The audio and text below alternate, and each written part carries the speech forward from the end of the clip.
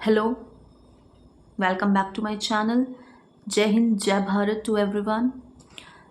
आज हम डिस्कस करने जा रहे हैं क्लास 10th की मैथ्स की प्रिपरेशन के लास्ट मिनट के टिप्स एंड ट्रिक्स, जिससे आप बनेंगे ज़ीरो से हीरो।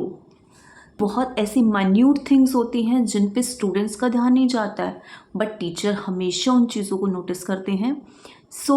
मैं आज आपके साथ कुछ ऐसी चीज़ें डिस्कस करने वाली हूँ जिससे आप अपना स्कोर तो इंक्रीज़ करेंगे ही करेंगे, और लास्ट मिनट के ये प्रिपरेशन टिप्स आपको अपने एग्ज़ाम प्रिपरेशन में बहुत ज़्यादा हेल्प करने वाले हैं।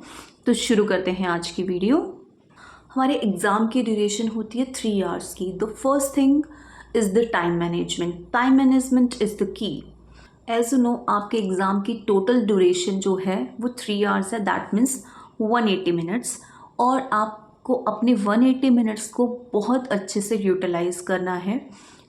ऑन एन एवरेज स्टूडेंट का क्या टाइम मैनेजमेंट होना चाहिए एक पर्टिकुलर सेक्शन के लिए, ताकि वो हर एक सेक्शन को अच्छे से अटेम्प्ट कर सके और उसको लास्ट में 5 मिनट या 10 मिनट्स मिल भी जाएं अपने एग्ज़ाम को थ्रू आउट चेक करने के लिए और प्रेजेंटेशन को बेटर बनाने के लिए।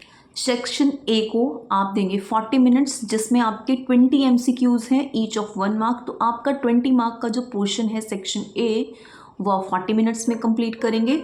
सेक्शन बी के लिए आप टाइम अलॉट कर सकते हैं 20 मार्क्स, बिकॉज इसमें सिर्फ 5 क्वेश्चंस हैं और ईच क्वेश्चन 2 मार्क्स का है। तो अगेन आपके 10 मार्क्स का जो पेपर है उसके लिए आपने 20 मिनट्स अलॉट किया है।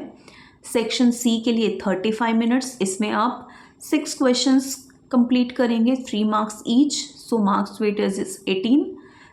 सेक्शन डी के लिए 40 मिनट्स एंड सेक्शन ई के लिए 25 minutes, so the total is 160। ठीक है, तो 80 मार्क्स के पेपर के लिए आप 160 मिनट आप अपना अटेम्प्ट करने का टाइम ले रहे हैं। और जो आपके रिमेनिंग 10 मिनट्स हैं, ठीक है, इन रिमेनिंग 10 मिनट्स में आप क्या करेंगे, 5 to 6 मिनट्स आप देंगे कि आपका कोई क्वेश्चन छूट तो नहीं गया। आप हर चीज़ को चेक करेंगे आराम से। अगर आपका कोई क्वेश्चन रह गया है तो आप उसको सॉल्व करें। 10 minutes is the sufficient time, आप उसको आराम से सॉल्व करें।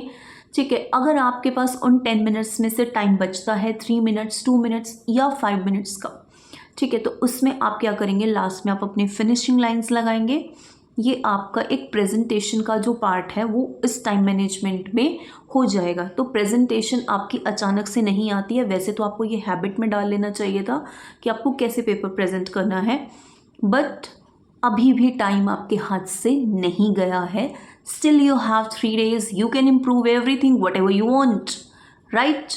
सो अब जब आप 3 days आप प्रिपेयर कर रहे हैं तो आप इसी टाइम ड्यूरेशन, इसी टाइम अलॉटमेंट को लेके चलेंगे और आप एवरी डे एक सैम्पल पेपर या एक प्रीवियस ईयर पेपर अटैम्प्ट करेंगे इसी टाइम ड्यूरेशन में।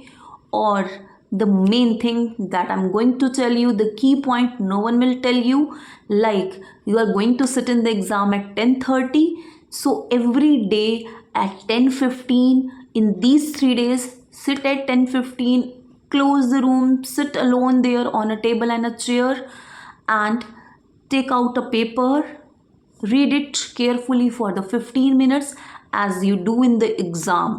ठीक है, इससे क्या होगा, आप 10:15 पे बैठिए, एक कमरे को बंद कर लीजिए, टेबल चेयर लीजिए, ठीक है, एक पेपर रखिए, एक सैम्पल पेपर या एक प्रीवियस ईयर पेपर जो आपने अभी से पहले कभी सॉल्व नहीं किया है, उस पेपर को लो और 15 मिनट्स रीडिंग टाइम दो, जैसा कि आप एग्ज़ाम में देते हैं। ठीक है, उसी के अकॉर्डिंग अब आप क्या करेंगे, 15 मिनट्स रीडिंग टाइम के बाद आप अपने पेपर को 10:30 पे अटेम्प्ट करना शुरू करेंगे, इसी टाइम मैनेजमेंट के साथ जो अभी आपने फिक्स किया है। ठीक है, अब देखिए आपको इसमें से किस पोर्शन में इस अलॉटेड टाइम से कम लग रहा है टाइम, या किस पोर्शन में टाइम ज़्यादा लग रहा है, ताकि आप अपना खुद का टाइम मैनेज कर सकें। ये एक एवरेज स्टूडेंट के हिसाब से है कि उनको इतना टाइम लगता है, बट हर एक स्टूडेंट का अपना पोटेंशियल है। तो आप अपना टाइम मैनेज करके देखें इन 3 days में कि आपको कितना टाइम लगता है एक पर्टिकुलर सेक्शन में। ठीक है, इससे आपकी 2 चीज़ें होंगी, एक आप टाइम मैनेज करना सीख जाएंगे और आपको एग्ज़ाम डे पे प्रेशर नहीं होगा जल्दी सॉल्व करने का। और मैथ्स में जब जल्दी सॉल्व करते हैं तो मिस्टेक्स के चांस बढ़ते हैं, कैलकुलेशंस एरर बहुत जल्दी आती हैं। इवन एक बहुत अच्छा स्टूडेंट समटाइम्स साइन चेंज करने की मिस्टेक कर देता है, तो जल्दबाजी में कैलकुलेशन मिस्टेक्स होना पॉसिबल है बहुत ज़्यादा। ठीक है, तो उन चीज़ों को और अपना एग्ज़ाम स्ट्रेस रिड्यूस करने के लिए आप पहले से इस चीज़ को प्रिपेयर करके चलेंगे ताकि आपको वहाँ पे दिक्कत ना आए। बहुत ही इम्पॉर्टेंट चीज़, जब आप सेम अलॉटेड टाइम में, जिस टाइम पे आप एग्ज़ाम हॉल में बैठते हैं और सेम टाइम पे आप बैठ के घर में अपना पेपर लिख रहे हैं, तो आपकी जो ब्रेन की एक्टिविटी है उस पर्टिकुलर टाइम पे वो इंक्रीज़ होती है। ये एक साइंटिफिक फैक्ट है। अगर आप रात को पढ़ने वाले स्टूडेंट हैं तो आपका ब्रेन रात को एक्टिव होगा, अगर आप डे में पढ़ने वाले स्टूडेंट हैं तो आपका डे में माइंड एक्टिव होगा। तो अगर आप अपनी इफ़ेक्टिव परफॉर्मेंस देना चाहते हैं तो आप उसी टाइम स्लॉट में अपने माइंड को एक्टिव रखिए डेली, जिस टाइम स्लॉट में आपको एग्ज़ाम देना है। ये सारी चीज़ें फर्दर जब आप कोचिंग करने जाओगे, IIT, JEE मेंस, ये वो सब जगह ये चीज़ सिखाई जाती है, तो आप इस चीज़ को यूज़ करें। ये सबसे बेस्ट थिंग होती है अपनी परफॉर्मेंस इंक्रीज़ करने के लिए। आपका precious, very precious reading time, जो आपको 15 मिनट्स का रीडिंग टाइम एग्ज़ाम में मिलता है, आप उसको कैसे यूटिलाइज़ कर सकते हो। टाइम में आप एक एक क्वेश्चंस को अच्छे से पढ़ें और आप उससे ये चेक कर सकते हो कि मेरे को कौन सा क्वेश्चन आता है, कौन सा क्वेश्चन करने में मुझे टाइम लगेगा। तो एक आप अपने माइंड में सिंक्रोनाइजेशन बना लें कि मेरे को ये वाला सेक्शन पहले अटैम्प्ट करना है, इसके ज़्यादा से ज़्यादा क्वेश्चंस मुझे अच्छे से आते हैं, तो आप वो वाला सेक्शन पहले अटैम्प्ट कर सकते हैं। अगर किन्हीं दो क्वेश्चंस के बीच में चॉइस दी हुई है तो खासकर उन क्वेश्चंस को ध्यान से पढ़ लें और इस चीज़ को पहले से ही चूज़ कर लें कि मैं ये वाला ऑप्शन जो है A और B, जैसे दो चॉइसेस दी हुई हैं उनमें से, कि मैं A अटैम्प्ट करने जा रही हूँ या मैं B अटैम्प्ट करने जा रहा हूँ। तो आप उन चीज़ों को पहले से ही जान के रखें ताकि जब आप अपना जो 3 आवर्स का जो टाइम आपने अलॉट करा है अपने टाइम मैनेजमेंट के अकॉर्डिंग, ये ना हो उसमें आप पहले पूरा क्वेश्चन सॉल्व करें, फिर आपको लगे कि नहीं ये तो मुझसे सॉल्व नहीं हो रहा, फिर आप उसको क्रॉस कर दें और फिर उसका दूसरा वाला पार्ट अटैम्प्ट करना शुरू कर दें। इससे क्या होगा, इससे आपका टाइम वेस्ट हो जाएगा और आपकी प्रेजेंटेशन भी ख़राब हो जाएगी। तो वो चीज़ आप उसी 15 मिनट में डिसाइड कर सकते हैं। 15 मिनट बहुत अच्छा टाइम होता है अगर आप केयरफुली क्वेश्चंस को रीड करें। और सेकंड थिंग, आप इस चीज़ को नोट कर सकते हैं कि जो आप क्वेश्चंस पढ़ रहे हैं उनमें यूनिट्स हैं, क्या वो यूनिट्स डिफरेंट हैं सेम चीज़ के लिए।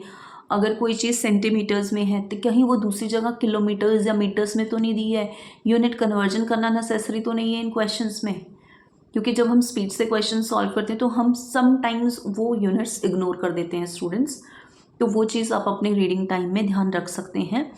और थर्ड थिंग, आप ये चीज़ देखें कि आपको कौन से सेक्शन के ज़्यादा से ज़्यादा क्वेश्चंस आप एक्यूरेटली सॉल्व कर सकते हो या आपने पहले से किए हुए क्वेश्चन आपको मिल गए हैं, तो आप वो वाला सेक्शन अटैम्प्ट कर सकते हैं ताकि एक अच्छा इंप्रेशन आपका स्टार्टिंग से बन जाए। बस एक चीज़ का आप ध्यान रखेंगे, अगर आपने सेक्शन B अटैम्प्ट करना शुरू करा है तो पूरा सेक्शन भी एक ही जगह पे करें, वो ज़्यादा बेटर है। ये नहीं कि कभी एक सेक्शन का क्वेश्चन अटैम्प्ट कर दिया, फिर सेक्शन D का कर दिया, फिर सेक्शन E का कर दिया, फिर एक MCQ कर दिया।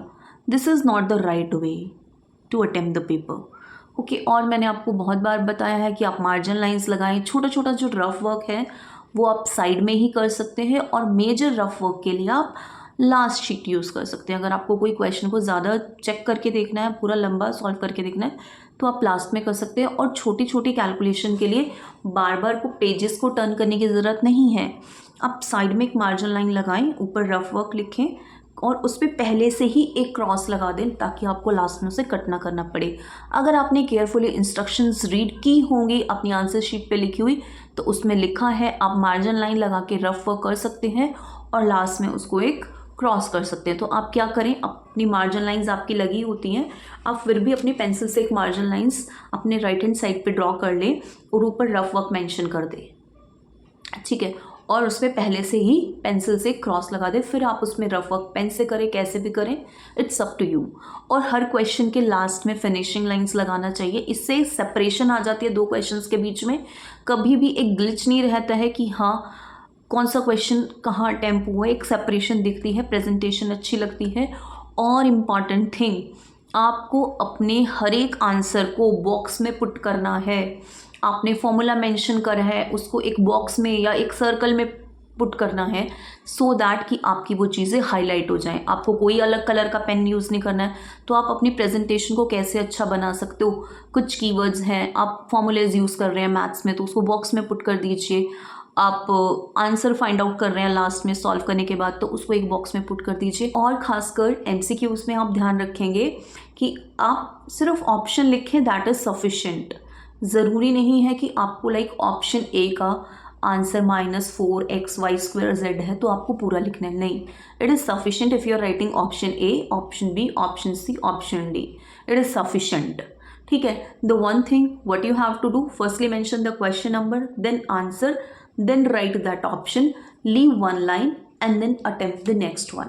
कि अब लास्ट टाइम में कैसे प्रिपरेशन करें। आज आपके पास आपका हाफ डे है, ठीक है, अभी आप एग्ज़ाम दे के आए हैं, आज से आप अपना पढ़ना शुरू करेंगे। तो सबसे पहला टास्क आप क्या करेंगे, सभी चैप्टर्स के इंपॉर्टेंट फॉर्मूलाज को एक जगह ज्वाइन डाउन कर लेंगे। रिमेनिंग 3 डेज़ में सबसे पहले उठ के आप सारे फॉर्मूलाज पढ़ेंगे। फिर भी मैं सभी स्टूडेंट्स को एक बार कहना चाहूँगी कि सारे tables, squares and square roots revise कर लें, इससे आपको कैलकुलेशन टाइम बच जाएगा। अभी एक बार रिवाइज कर लोगे तो अच्छा रहेगा, आज के दिन में ये आप काम कर सकते हैं।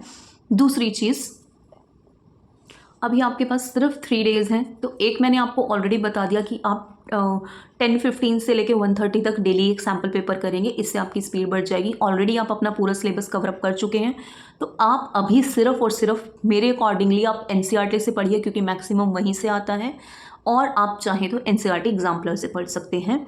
आपको कोई भी एग्जाम्पल लीव आउट नहीं करना है। इतने सालों से हमेशा एग्जाम्पल सबसे पहले देखे जाते हैं, एग्ज़ाम में सबसे ज़्यादा एग्जाम्पल्स आते हैं। एक्सरसाइज के क्वेश्चंस के साथ साथ आपको कोई भी एग्जाम्पल छोड़ना नहीं है। आपके टीचर्स ने भी स्कूल में कराया ही होगा। मैं तो हमेशा एग्जाम्पल्स पे बहुत ज़्यादा स्ट्रेस देती हूँ, क्योंकि मैं हर साल जब भी इवैल्यूएशन में जाती हूँ या हम क्वेश्चन पेपर उठा के देखते हैं तो वो हमें एग्जाम्पल्स ही मिलते हैं। लास्ट ईयर भी सबसे फर्स्ट एग्जाम्पल जो बुक का है फर्स्ट चैप्टर का, वही एक 2 मार्क्स का सबसे पहला क्वेश्चन वही था। तो एग्जाम्पल्स बहुत ज़्यादा आते हैं। आप NCERT का एक एक एग्जाम्पल करें, एक एक क्वेश्चन करें। जितनी बार आप उनको रिपीट कर सकते हैं क्वेश्चन को, उतना ज़्यादा प्रैक्टिस करिए। और प्रैक्टिस हमेशा पेन पेपर से होती है मैथ्स की, ऑरल कोई प्रैक्टिस नहीं होती। ऑरली सिर्फ आप फॉर्मूलाज रिवाइज कर सकते हैं। And one thing I want to say to you, I'm here with all of you. If you have any query, any doubt, you can comment your question. I will answer you in these 3 days. Okay, so I'm with you. Start preparing. All the best to all of you. Do well in the exams. Jai Hind, Jai Bharat. See you after the exam.